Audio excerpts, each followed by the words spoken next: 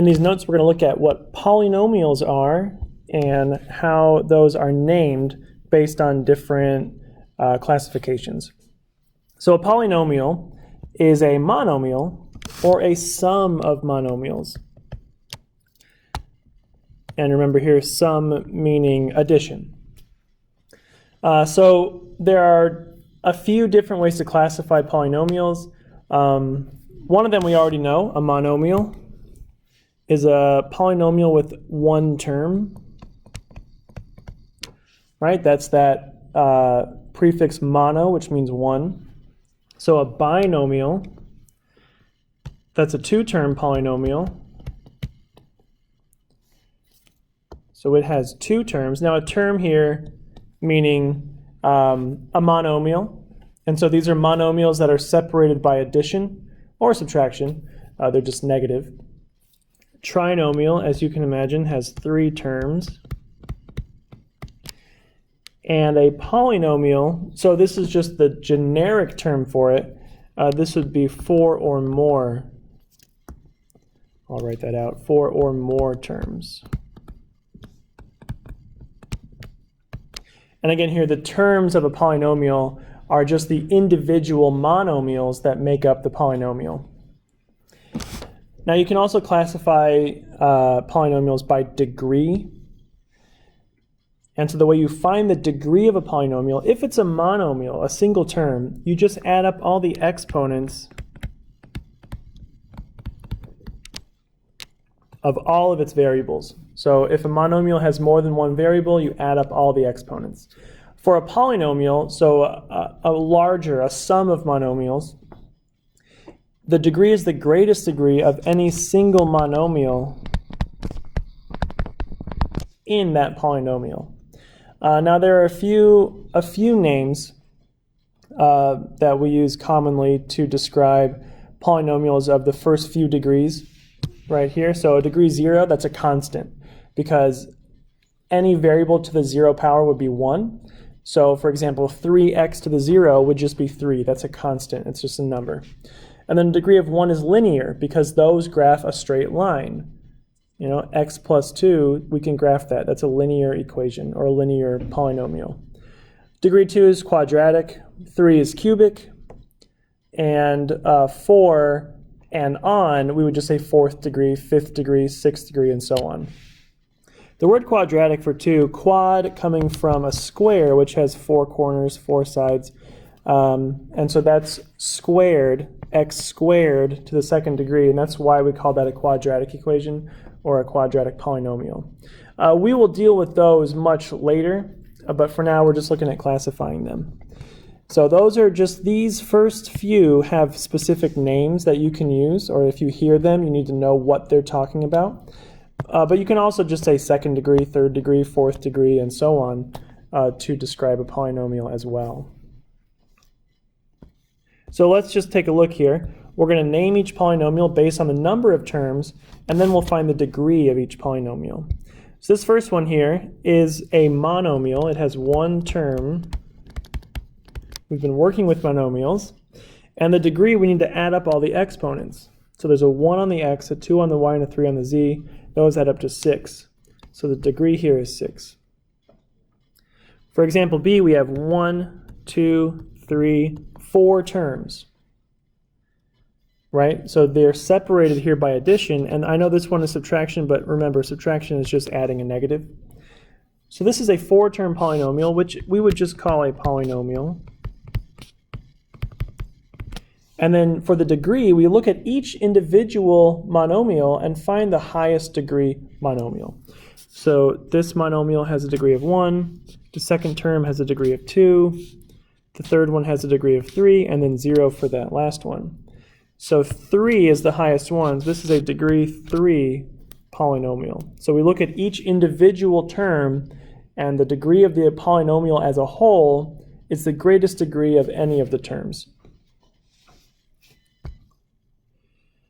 All right, next one here. We have 3 terms, which would be a trinomial. 3 terms here. So this is a trinomial. And again, look at each term. We have 2, 1, and 0. So this is a degree 2 trinomial. So that's how degree works and naming on the number of terms. Now there's a way we can write polynomials called standard form, and it is just arranging the terms by degree with the highest degree first. And then we can identify the leading coefficient, which is the first term's coefficient. It's the number the first term is being multiplied by when we are in standard form. So we're going to arrange these polynomials in standard form and then identify the degree and leading coefficient of each one. And we want to start with the highest degree term. We arrange them by degree, highest first. Let's just look through the polynomial and name the degree of each term. We have 0, 4, 1, and 3. So we're going to start with this 8x to the 4th, and then we go to the 3x cubed, so plus 3x cubed. Keep the sign on each one. For example, the next one is minus 2x. That's a negative 2x, and then a negative 11 for the end. And there's your standard form. And the degree is 4, because that's the highest degree of the polynomial. And the leading coefficient here is 8. It's the first coefficient when in standard form. Let's go to the next one. Just go through here. Now, we've got two terms with x to the 4th. We'll want to combine those. So 1x to the 4th minus 9x to the 4th, that's a negative 8x to the 4th. 1 minus 9 is negative 8. And then we have a degree 2 and degree 1 here. So any of the same degree, you can combine those. Those are like terms.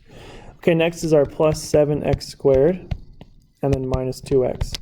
And so our degree here is again 4. And the leading coefficient is negative 8 this time. Let's look at example C. Again, just listing the degree of each term. So 3, 0, 2, and 1. So we'll start with that negative 4x cubed. And then we have minus 8x squared minus 6x plus 9. And so the degree here is 3. Right? That's the highest degree of any monomial in the polynomial, and the leading coefficient is negative 4. So really it's the exponent and the coefficient of that first term in standard form. Okay, let's look at the next example here. We have a degree 0, degree 3, 1, and 2.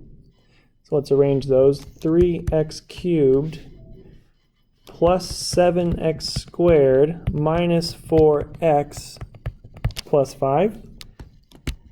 So the degree here is 3, and the leading coefficient is also 3. Example E is a binomial, right? 2 terms only, so that's going to be fairly simple.